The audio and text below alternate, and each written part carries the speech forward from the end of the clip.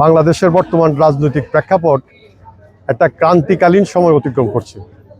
দেশি এবং বিদেশি আন্তর্জাতিক চক্রান্ত এই নির্বাচনে প্রভাবিত করে আমাদের দেশ এবং জাতির মধ্যে একটা বিভ্রান্তির সৃষ্টি করার একটা পায় তারা ইতিমধ্যেই তারা চালিয়েছে। আজকে ডক্টর ওসমান ফারুক সাহেব আমাদের কিশোরগঞ্জ ৩ আসনের, তারাইল করিমগঞ্জ আসনের উনি আমাদের বিএনপির মনোনীত প্রার্থী।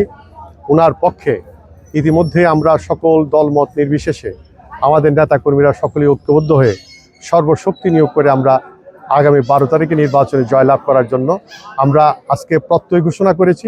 ইনশাল্লাহ বিজয় আমাদের আসবে, এই প্রত্যাশায় আমরা সকলের কাছে করি এবং তারাইল এবং করিমগঞ্জবাসীকে উদাত্ত আহ্বান জানাবো, দেশ ও জাতির স্বাধীনতার সার্বভৌমত্ব সংরক্ষণ, ইসলামিক মূল্যবোধ, সর্বোপরি সামাজিক ন্যায় বিচারের মাধ্যমে একটি সমৃদ্ধ বাংলাদেশ গড়ার যে স্বপ্ন আমাদের দেশনায়ক তারেক রহমান যে ৩১ দফা কর্মসূচির আলোকে উনি ঘোষণা করেছেন, সেই আলোকেই আমরা একটি সুন্দর বাংলাদেশের স্বপ্ন করতে চাই।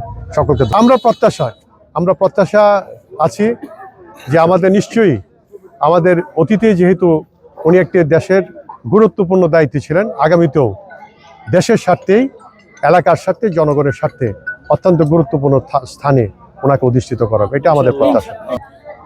আমাদের শ্রদ্ধেয় স্যার ডক্টর ওসমান ফারুক হাতে যেহেতু ধানের শীষ, সুতরাং বিগত সময়েও আমরা উনি পরীক্ষিত, উনি সফল শিক্ষামন্ত্রী হিসেবে দেশকে দেখিয়েছেন নকলমুক্ত সহ শিক্ষার খাতে ব্যাপক পরিবর্তন। তাই এই বছর যদি ইনশাল্লাহ নির্বাচিত হতে পারে তাহলে এদেশের সবচেয়ে বড় যে জিনিসটা উনি বেকারত্ব দূর, ওনার ফাদারও যেভাবে হাজার হাজার বেকারদেরকে চাকরি দিছিলেন তেমনিভাবে প্রথম টার্গেট হবে উনি বেকারত্ব দূর। রাস্তাঘাট সহ এগুলা তো গতানুগতিক বিষয়, এইগুলা ইনশাল্লাহ কোনো কমতি হবে না, প্রতিষ্ঠানে কোনো কমতি হবে না। অর্থাৎ সর্বোপরি একটা আমূল পরিবর্তন করিমগঞ্জ তারাইলকে একটা মডেল নির্বাচনী এলাকা হিসাবে উন্নীত করবেন। ধন্যবাদ। আমরা যতটুক দেখতেছি দল মত নির্বিশেষে সবাই আমাদের দিকে আসতেছে, সেই হিসাবে আমি মনে করি আগের তুলনায় ইনশাল্লাহ অনেক অনেক বেশি ভোট পায়া ইনশাল্লাহ আমরা এই ধানের শীষ চাষ করবো, এই আশা প্রত্যাশা রাখি। এই বলে আমার বক্তব্য শেষ। ভাই সংক্ষেপে ভাই কি অবস্থা আপনাদের পুরো এলাকায়, যেহেতু আপনি একজন রানিং কমিশনার, তো আমরা আপনাদের পুরসভায় কিরকম বিজয়ী আশা করতে পারি?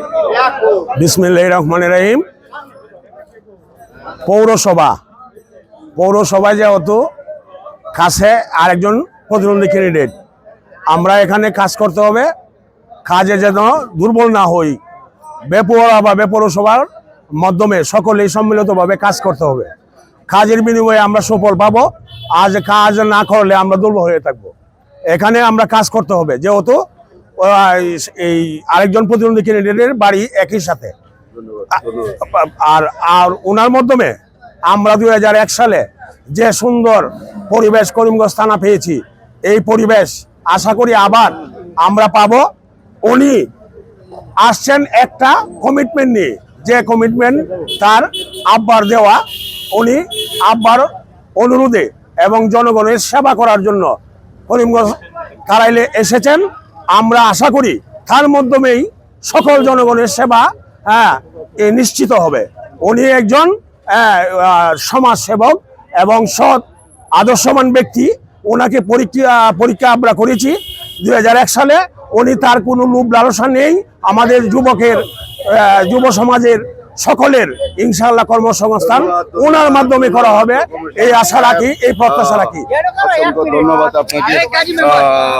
তো আপনারা তো তারের মানে একান্ত ব্যক্তি এবং তারের ওয়ার্ডের লোক, তো আপনার করিমগঞ্জ এবং তারাইলবাসীরকে আহ্বান জানাবেন এই বিষয়ে?